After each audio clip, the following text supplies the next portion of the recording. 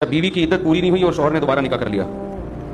یہ خوب سمجھ لیں, جب میاں بیوی میں ڈیورس ہوتی ہے تو عورت پابند ہوتی ہے کہ جب تک اس کی عدت پوری نہیں ہو جاتی وہ کہیں اور نکاح نہیں کر سکتی.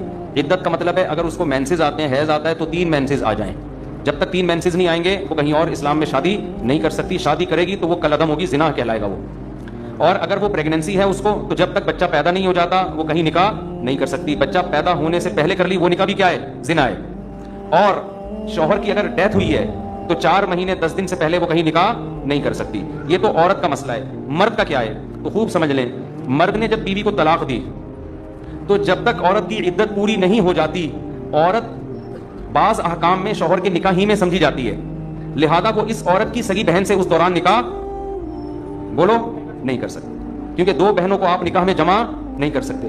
تو اس کے لیے ضروری ہے کہ جس لڑکی کو ڈیورس ہوئی ہے وہ عدت جب تک پوری گزرے گی نہیں اس وقت تک اس کی بہن سے نکاح نہیں ہو سکتا. کہیں اور ہو سکتا ہے لیکن اس کی بہن سے نکاح نہیں ہو سکتا. پوری عدت پوری ہو جائے گی پھر بہن سے نکاح ہو سکتا ہے.